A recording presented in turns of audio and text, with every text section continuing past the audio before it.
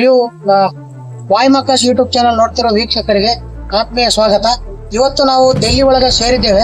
ಡೆಲ್ಲಿ ಒಳಗ ಗಿರಿಜನರು ಸಾಕಷ್ಟು ಸಾವಿರಾರು ಸಂಖ್ಯೆಯಲ್ಲಿ ಜನ ಸೇರಿದ್ದಾರೆ. ಅವರು ಏನಕ್ಕೆ ಏತಕ್ಕೋಸ್ಕರ ಇಲ್ಲಿ ಬಂದಿದ್ದಾರೆ, ಏನ್ ಮಾಡ್ತಾ ಇದಾರೆ ಅನ್ನುವಂಥದ್ದನ್ನ ಈ ಒಂದು ಎಪಿಸೋಡ್ ಅಲ್ಲಿ ಇವತ್ತು ಬನ್ನಿ ಕೇಳ್ಕೊಳ್ಳೋಣ. ಬನ್ನಿ. ನಮಸ್ತೆ ಸರ್, ನಾವು ಎಲ್ಲಿಂದ ಬಂದಿರೋ ಸರ್? ಏನ್ ಕಾರ್ಯಕ್ರಮ ಇದೆ? ನಾವು ಕರ್ನಾಟಕದಿಂದ ಬಂದಿದ್ದೀವಿ. ಗಿರಿಜನ ಸಂಸ್ಕೃತಿ ಸಂರಕ್ಷಣಾ ಒಂದು ಸಮ್ಮೇಳನ ಕಾರ್ಯಕ್ರಮ, ಬೃಹತ್ ಮಟ್ಟ ರಾಷ್ಟ್ರ ಮಟ್ಟದ ಕಾರ್ಯಕ್ರಮ ಇದೆ ಕೆಂಪುಕೋಟೆಯಲ್ಲಿ.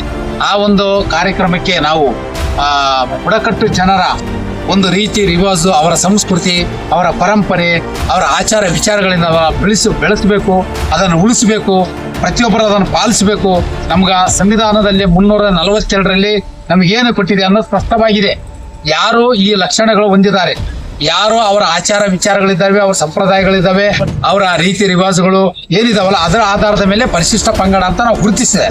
ಆ ಪರಿಶಿಷ್ಟ ಪಂಗಡ ಗುರುತಿಸಿದ್ರಿಂದ ಇವತ್ತ ನಾವು ಕೆಲವೊಬ್ರು ಮತಾಂತರ ಆಗ್ತಾ ಇದ್ದಾರೆ, ಕೆಲವೊಬ್ರು ಸಾಮಾನ್ಯ ಜನರು ಕೂಡ ಬೇರೆ ಬೇರೆ ಅಡ್ಡದಾರಿಯಿಂದ ಒಂದು ಎಸ್ ಟಿ ಒ ಪ್ರಮಾಣ ಪತ್ರ, ಎಸ್ ಟಿ ಸೌಲಭ್ಯಗಳನ್ನು ಪಡಿತಾ ಇದ್ದಾರೆ. ಅದೆಲ್ಲ ನಿಲ್ಲಬೇಕು. ನಿಜವಾಗಿರ್ತಕ್ಕಂಥ 342 ಏನ್ ಹೇಳಿದ್ದಾರೆ, ಯಾರು ಬುಡಕಟ್ಟು ಲಕ್ಷಣಗಳು 5 ಲಕ್ಷಣಗಳು ಯಾರು ಹೊಂದಿದ್ದಾರೆ, ಇವತ್ತು ಜನವಸತಿಯಿಂದ ದೂರ ಇರ್ಬೋದು, ನಾಚಿಕ ಸ್ವಭಾವ ಇರ್ಬೋದು, ಅವ್ರದೇ ಆಗಿರ್ತಕ್ಕಂಥ ಸಂಸ್ಕಾರ ಪದ್ಧತಿ ಇರ್ಬೋದು, ಅವ್ರದೇ ಆಗಿರ್ತಕ್ಕಂಥ ಸಮಾರಂಭಗಳು ಇರ್ಬೋದು, ಅವ್ರದೇ ಆಗಿರ್ತಕ್ಕಂಥ ನೃತ್ಯ ಕಲೆಗಳು ಇರ್ಬೋದು, ಇವೆಲ್ಲ ಆಚಾರ ವಿಚಾರಗಳೇನದಲ್ಲ ಇವು ಇದ್ದರಿಗೆ ಮಾತ್ರ ಪರಿಶಿಷ್ಟ ಪಂಗಡ ಕೊಡ್ಬೇಕಂತ ಐತಿ. ಇದು ಯಾರು ಆಚರಣೆ ಮಾಡಲ್ಲ ಅವ್ರು ಪರಿಶಿಷ್ಟ ಪಂಗಡ ಅಲ್ಲ. ಅದನ್ನು ನಾವು ರಾಷ್ಟ್ರ ಮಟ್ಟದಲ್ಲಿ ಬಿಂಬಿಸಬೇಕು ಅನ್ನತಕ್ಕಂಥ ಉದ್ದೇಶ ಇಟ್ಕೊಂಡು ಇವತ್ತ ಈ ಒಂದು ಸಂಸ್ಕೃತಿ ಸಂರಕ್ಷಣಾ ಸಮ್ಮೇಳನ ಅಂತ ಮಾಡ್ತಾ ಇದೀವಿ. ಅದರ ಜೊತೆಗೆ ಈ ಇಡೀ ದೇಶದಿಂದ ಎಲ್ಲ ರಾಜ್ಯಗಳಿಂದ ಸುಮಾರು 500 ಈ ಬುಡಕಟ್ಟು ಜಾತಿಗಳು ಇವತ್ತು ನಾವು ದೆಹಲಿಯಲ್ಲಿ ಸೇರ್ತಾ ಇದ್ದೀವಿ. ಅವತ್ತು ನಾವು 24ನೇ ತಾರೀಕಿಗೆ ನಾವು 3 ಗಂಟೆ ಅಥವಾ 4 ಗಂಟೆಗೆ ಶೋಭಾಯಾತ್ರೆ ಪ್ರಾರಂಭ ಆಗ್ತಾ. ಆ ಶೋಭಾಯಾತ್ರೆಯಲ್ಲಿ ಏನೇನೋ ನಾವು ಉದ್ದೇಶ ಇಟ್ಕೊಂಡಿದ್ದೀವಲ್ಲ ಅವ್ರದೇ ಆಗಿರ್ತಕ್ಕಂಥ ಬುಡಕಟ್ಟು ಜನರ ವೇಷಭೂಷಣದೊಂದಿಗೆ, ಅವರ ನೃತ್ಯ ಕಲೆಗಳೊಂದಿಗೆ, ಅವರ ಏನಿದಾವಲ್ಲ ಜನಪದ ಕಲೆಗಳಿರ್ಬೋದು ಅಥವಾ ಅವ್ರದ್ದು ಏನಿದ್ದಾವ ಆಚಾರ ವಿಚಾರಗಳ ಜೊತೆಗೆ ಅವರ ಪ್ರದರ್ಶನ ಮಾಡ್ತಾ ಶೋಭಾಯಾತ್ರೆ ಮಾಡ್ತಕ್ಕಂಥ ಕಾರ್ಯಕ್ರಮ ಇದೆ. ತುಂಬಾ ವಿಷಯಗಳನ್ನ ತಿಳಿಸ್ಕೊಟ್ರಿ. ತಮ್ಮ ಪರಿಚಯ ಮತ್ತು ತಮ್ಮ ಜವಾಬ್ದಾರಿ. ನಾನು ಕರ್ನಾಟಕ ರಾಜ್ಯದ ಈ ಗಿರಿಜನ ಸುರಕ್ಷಾ ವೇದಿಕೆ ಕರ್ನಾಟಕ ರಾಜ್ಯ ಟ್ರಸ್ಟ್ ಇದೆ. ಆ ಟ್ರಸ್ಟಿಯ ಒಂದು ಅಧ್ಯಕ್ಷರು ನಮ್ಮ ಗಣೇಶ್ ಜಿ ಅವರಿದ್ದಾರೆ. ನಾನು ಕೂಡ ರಾಜ್ಯದ ಈ ಒಂದು ಕರ್ನಾಟಕ ರಾಜ್ಯದ ಸಂಯೋಜಕರಾಗಿ ಇವತ್ತು ಇಲ್ಲಿ ಭಾಗವಹಿಸಿದ್ದೇನೆ. ಸುಮಾರು ಕರ್ನಾಟಕದಿಂದ 1200 ಜನ ಈ ಕಾರ್ಯಕ್ರಮಕ್ಕೆ ಬಂದಿದ್ದೀವಿ.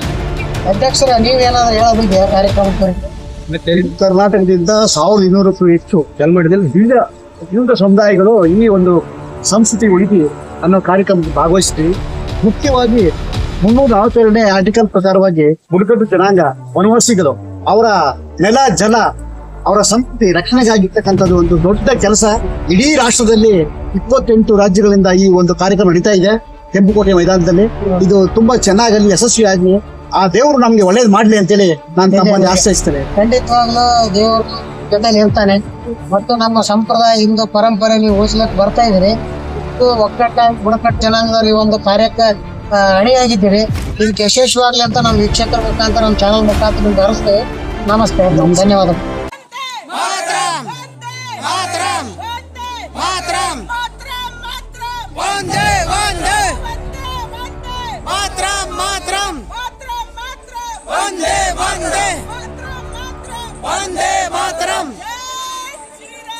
Jai